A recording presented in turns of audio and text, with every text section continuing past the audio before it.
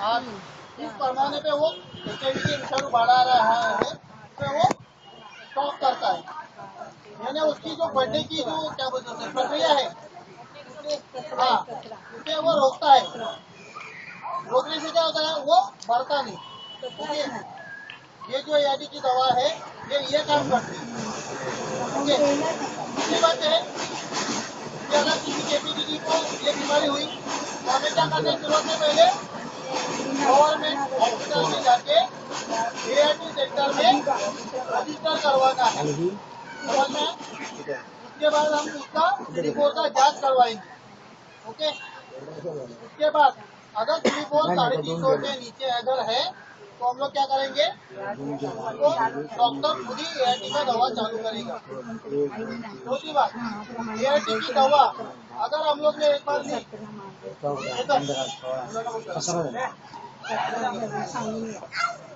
अगर हम लोग ने ART की दवा एक बार चालू की तो जब तक डॉक्टर नहीं बोलता तब तक हमें वो दवाई बंद नहीं करवानी है। ये मैं ये आपकी जानकारी के लिए बता रहा हूँ कि आपको ऐसे नहीं उसको पता नहीं, लेकिन बताओगे तो और अच्छा होगा।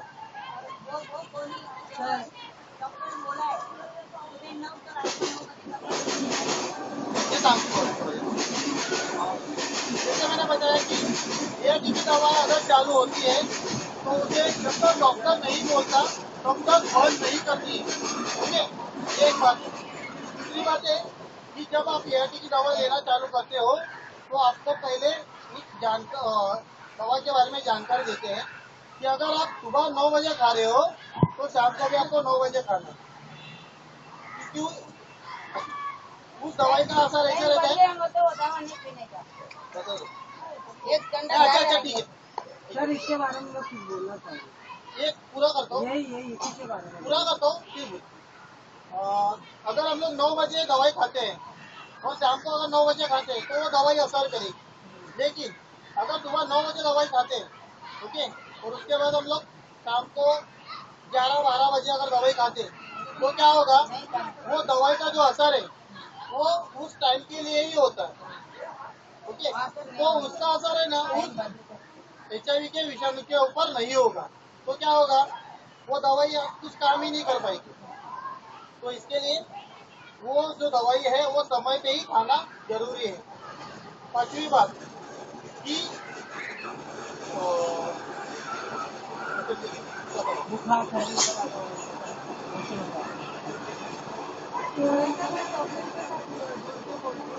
जैसे कि अभी अपने को 9 बजे अपनी गोली खाए, अगर भूल गए या शायद में ये हुआ तो गोली अभी तुम लेट से खा रहे हो, लेकिन खाना जरूरी है गोली।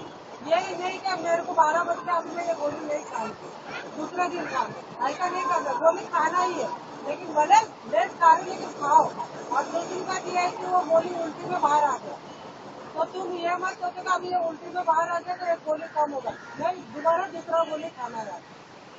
वो दूसरा गोली भी अपने को वापस लेगा, क्योंकि इसके लिए एक्स्ट्रा गोली उन लोग देते हैं।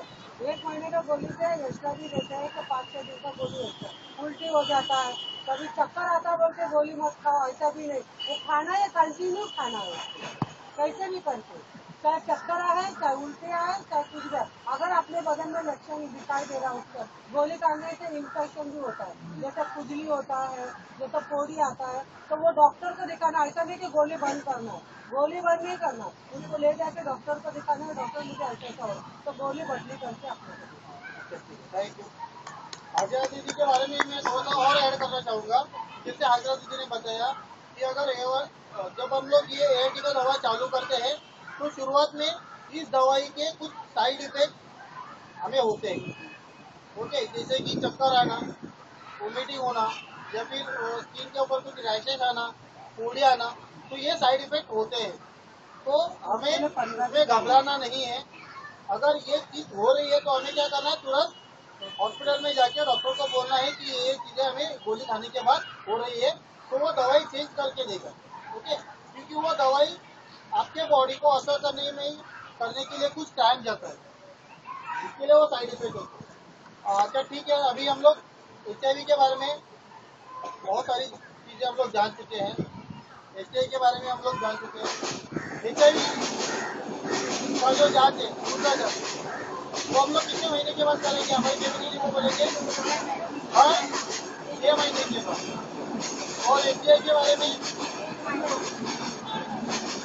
और CD4 का जांच कब करवाएंगे? अगर किसी दीदी को HIV की बीमारी है तो CD4 का जांच हर 6 महीने के बाद हम लोग करवाएंगे। ओके, समझ में सभी को?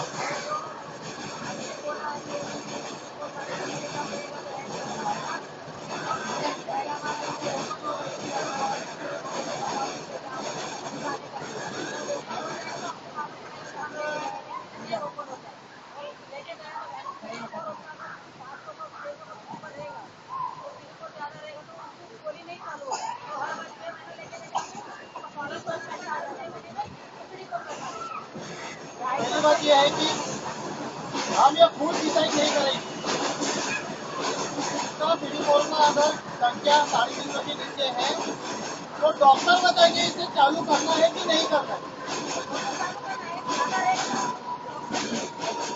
देखो अभी फिलहाल केस में कुछ और प्रोसेस हो रही है कि अगर मान लीजिए कभी कभी ऐसा भी होता है कि 400 होने के बावजूद भी कभी कभी डॉक्टर ART का दवा चालू करता है, तो आप डॉक्टर को ये नहीं बोलेंगे अरे मेरा तो 350 के ऊपर है तो काय के लिए मेरे को चालू कर दो। मैंने क्या कहा, डॉक्टर अगर हमें बताता है